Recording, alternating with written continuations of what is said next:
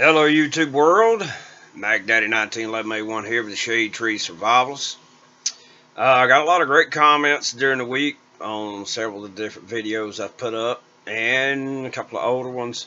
It is Saturday, December 28, 2019, and when I'm doing this video I've got to go into town this morning early, so I won't be doing a live broadcast, but I wanted to put something up for you guys. So when I get back, maybe I'll be able to do it. Who knows? We shall see. One of the things I missed, I always miss something. Always miss something. On the safely operating a 1911 handgun.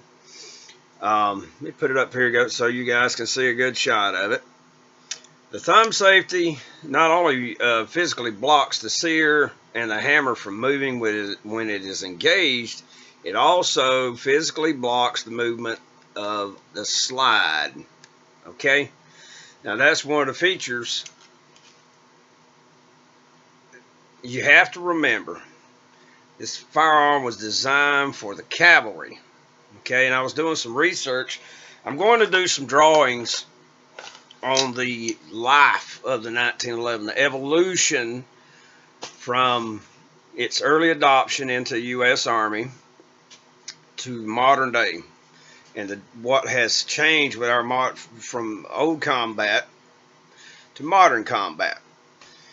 And because at that time the tank had not been invented, the airplane was in its absolute infancy. We didn't have the modern combined arms warfare. During World War II, the Germans began perfecting it, and I think before the end of the war, they really had perfected the combined arms. You have your infantry, your armor, and your air support. So you got ground attack, air superiority aircraft taking care of the enemy aircraft. You have your Stuka dive bombers, and later they had their big 20mm and 30mm and even up to 88mm cannons mounted on some of them dudes. And then of course you had your armor, and you had personnel carriers and trucks and so forth to keep the infantry, some of the infantry up with the armor so they could do different things.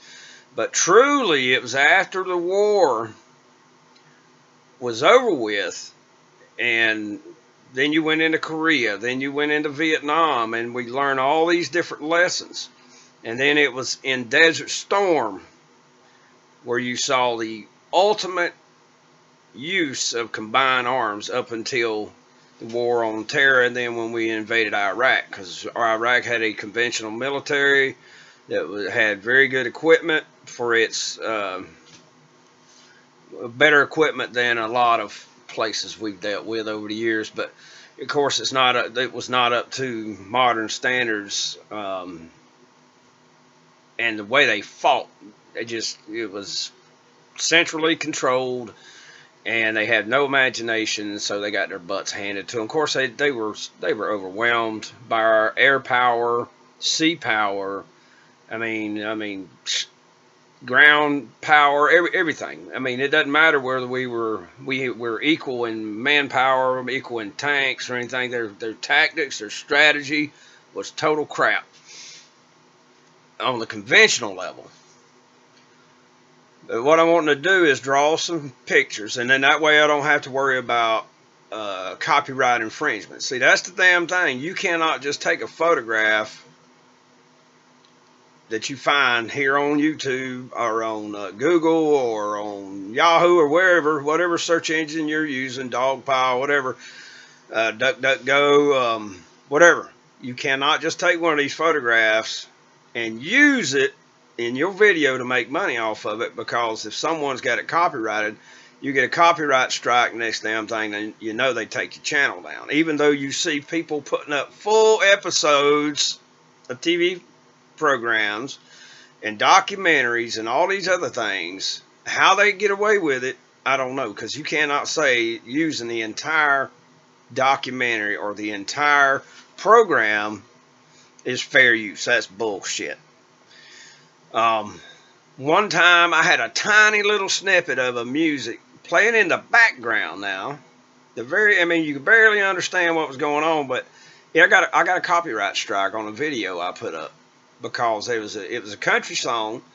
Don't blame them, but it wasn't intentional, and I still got a copyright strike. And there's been 2 or 3 other little items I got nailed on, and I just deleted the damn video completely. Used a photograph of a guy in body armor that was published in a newspaper in the video, defeating how to defeat an assailant with body armor, how to defeat body armor. I got nailed on that. I mean, the video had been up for a good while and still got nailed on it, so I reshot the video without all that. So from now on, I'm going to just draw my illustrations. When I was doing Know Your Magazine about your the different in the feed lips and so forth of a 1911 magazine, and of course the light is so bright it's going to screw it up.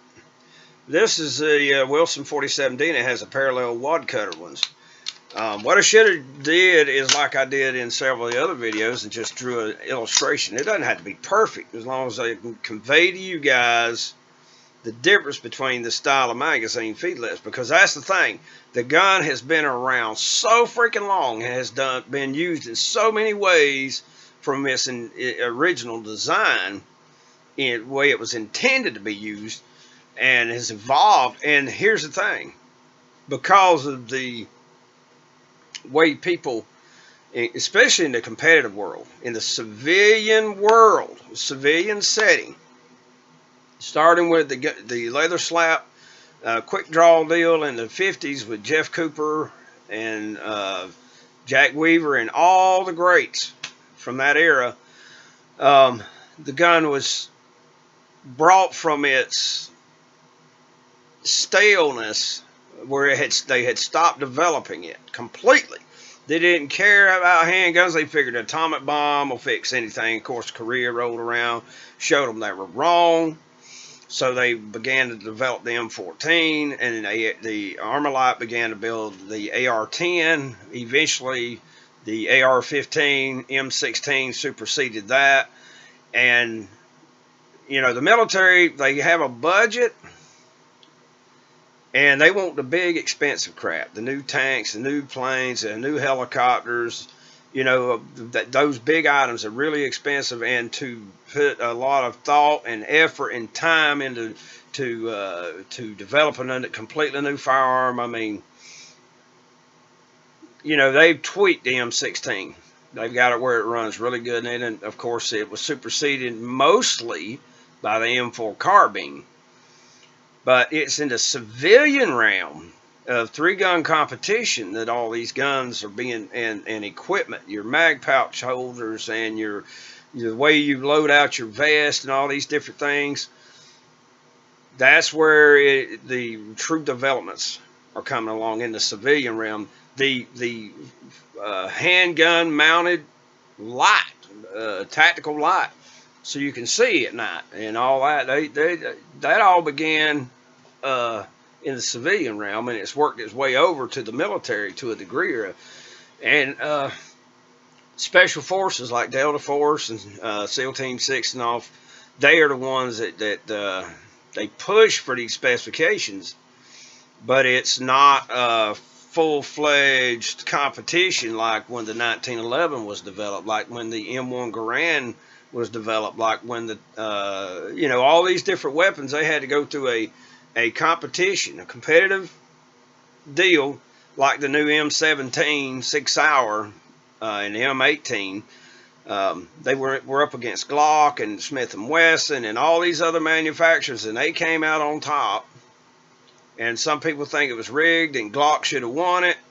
I don't know. I was not there. But from the way the specifications were written, the way the gun was intended to be used in 1911 when it was accepted into service, primarily was from the cavalry. The cavalry in its day was supreme until the freaking tank. Well, not even until the tank. The damn water-cooled heavy machine gun that Hiram Maxim, an American citizen, developed. U.S. Army passed up on it, which of course later they got the awesome Browning. The original Browning was what they called the potato digger. It had, I guess, the cocking mechanism or whatever under the bottom of the gun, and they call it the potato digger. And later he came out with the M1917 and then the M1919 heavy machine gun and light machine gun, and of course the awesome M1918 Browning BAR, squad automatic weapon. And the rest is history. I mean, just fantastic. His weapons served and are still serving. M2 Mod Deuce 50 caliber heavy machine gun, still being used on Humvees and tanks worldwide because it is that good a weapon. Are there better weapons out there? Probably. But are they so much better, more advanced, jam-free, blah, blah, blah, that they have superseded it? No, they're not. And it's just like these weapons that they keep trying to put against the AR-15, M16, M4 carbine to replace it. Are they so much more of an advance in some way, shape, or form that they're a better weapon system for the amount of money? Because you're talking millions of them going to have to be manufactured so that the entire force, Army and Marines and the Air Force and the Navy guys, all these different folks can use them, have parts commonality, ammunition commonality, magazine commonality, tooling. The armors you're going to have to retrain. I mean, it's a huge deal. It's not just, well, let's go buy the weapons. There's a hell of a lot more to it than that. But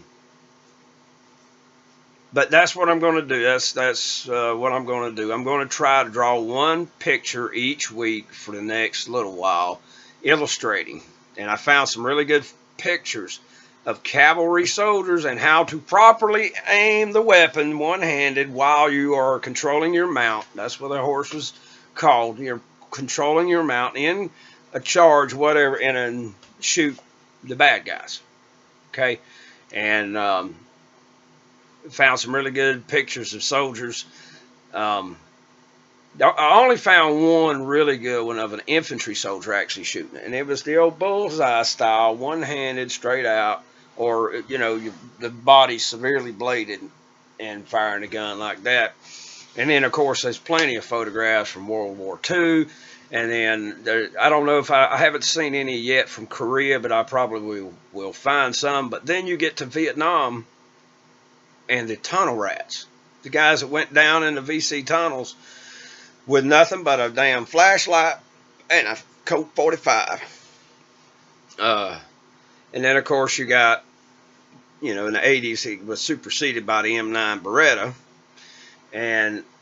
but the Marines retained it. Special Force Recon, that is their special operations guys, and of course the Marine Raiders, and they retained it. And then they upgrade, and they kept upgrading them by basically bolting on their own Picatinny rail under it.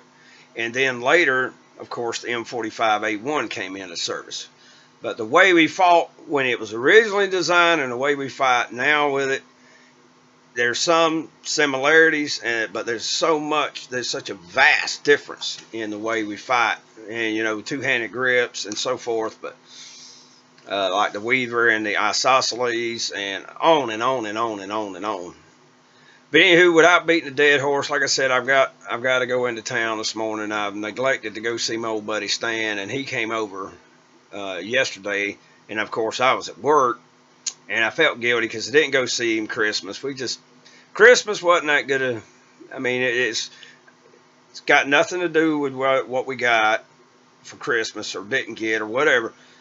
We just didn't get out and see anybody, and we were waiting to see if our grandson could make it, and it didn't happen. So really didn't feel like Christmas, and so I neglected my old buddy Stan, and now I got to go make up for it. And he's in his 80s. He's a truck driver. He is the biggest pest you ever saw in your life, but he's still thinks of me like his youngin, so I'm gonna go visit him this morning. So this will be just my little way of saying, you know, putting up something until I'm able to come back and have the time. So without further ado or BS, y'all look forward to that. We will be exploring the way the military has changed in its fighting from the point in 1911 when the model of 1911, the Colt 45, was adopted for service by the U.S. Army, and then 2 years later, 1913, the U.S. Navy and Marine Corps adopted the M1911 45. But anywho, y'all stay tuned. I will have some videos up, and they will not be on this freaking laptop. I know the video quality sucks on this thing, but it's the best I can do with the limited time I've got. And the Canon, it's such a high quality video that it takes forever to upload a 15-20 minute video. Anywho, thank you very much for watching this. This is Mac Daddy 1911A1. We'll catch y'all on the flip flop.